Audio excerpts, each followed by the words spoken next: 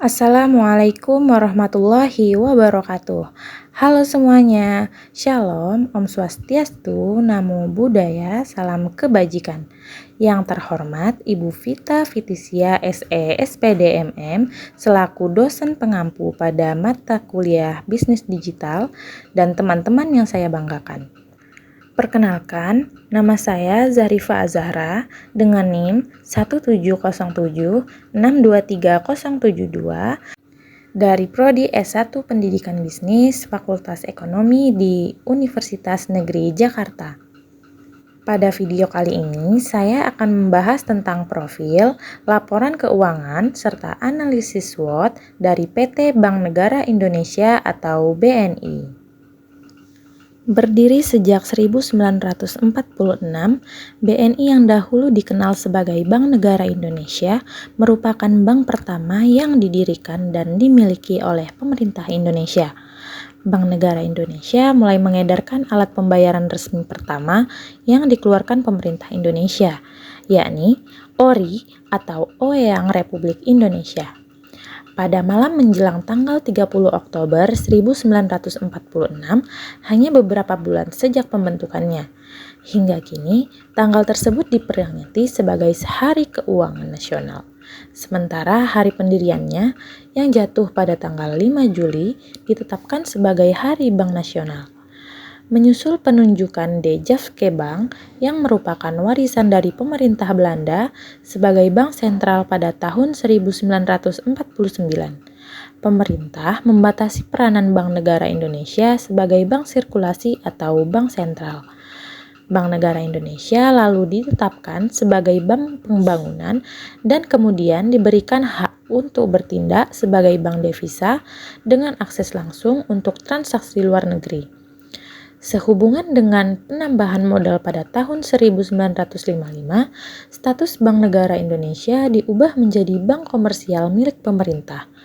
Perubahan ini melandasi pelayanan yang lebih baik dan tuas bagi sektor usaha nasional.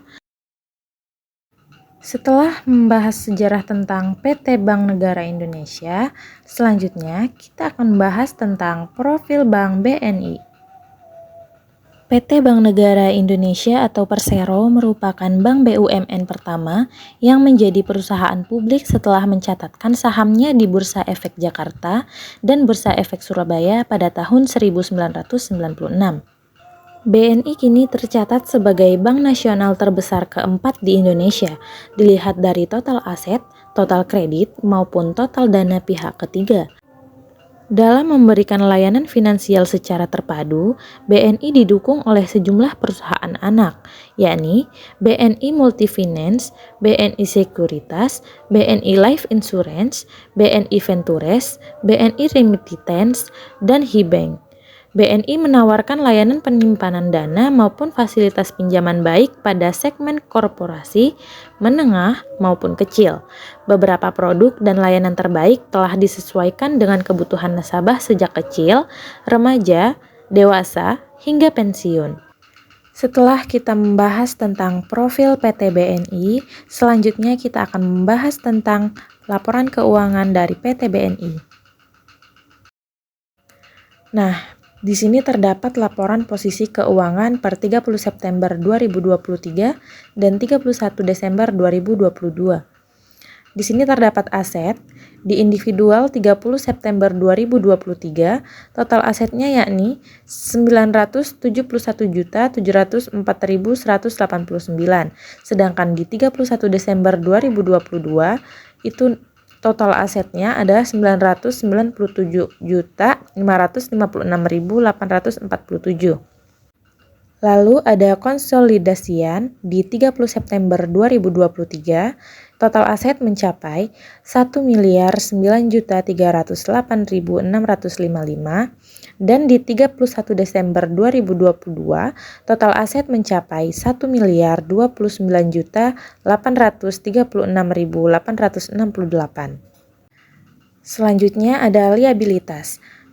Pada individual di 30 September 2023, total liabilitas mencapai 832.644.441. Sedangkan di tanggal 31 Desember 2022, total liabilitas mencapai 865.779.538. Selanjutnya di konsolidasian, di tanggal 30 September 2023, total liabilitas mencapai 868.784.029. Lalu di 31 Desember 2022, total liabilitas mencapai 896.278.152.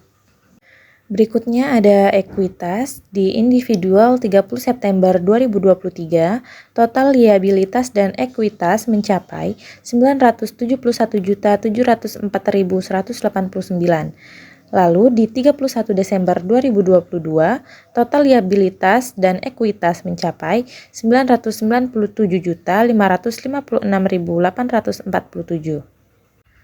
Sedangkan di konsolidasian 30 September 2023, total liabilitas dan ekuitas mencapai 1.009.308.655.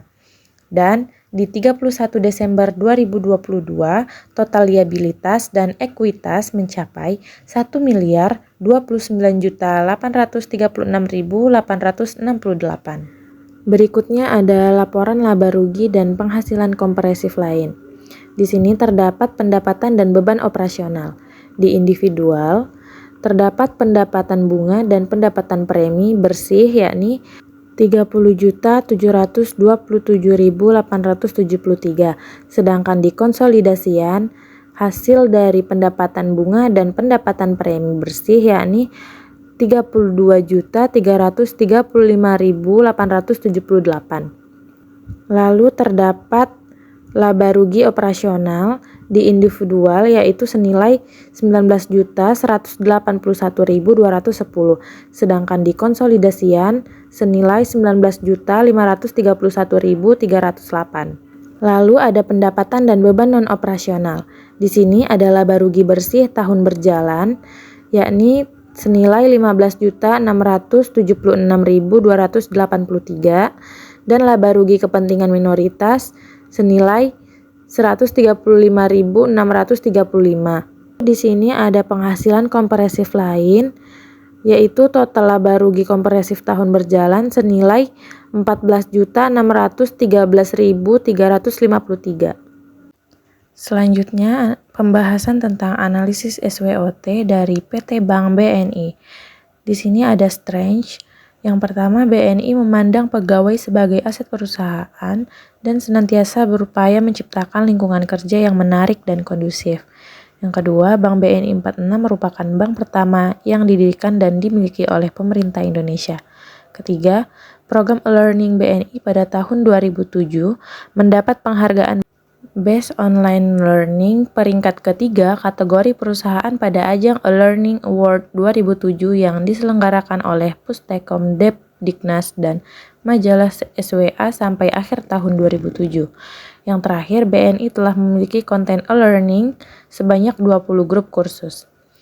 Lalu ada weakness. Yang pertama, untuk Bank BNI 46, lokasi operasionalnya sangatlah terbatas dan kurang strategis. Gerai-gerai ATM BNI 46 sangatlah terbatas sehingga mengakibatkan nasabah kesulitan dalam melakukan transaksi keuangan.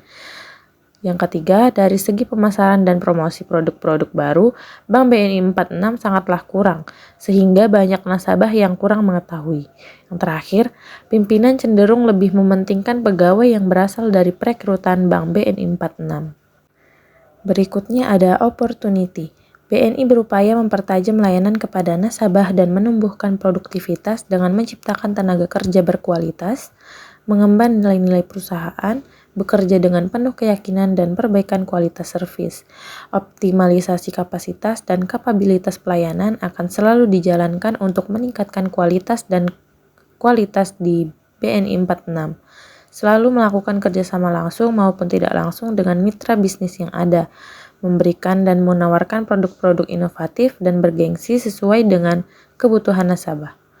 Menciptakan sumber daya profesional berwawasan yang dapat diandalkan untuk menghadapi tantangan di masa depan yang akan datang. Yang terakhir yakni TRIDS. Dalam kondisi perbankan di Indonesia yang senantiasa berubah dengan pesat mengakibatkan manajemen Bank BNI 46 harus jeli, sigap, dan tanggap menyiapkan dan menjalankan strategi agar dapat bertahan dan bersaing secara profesional.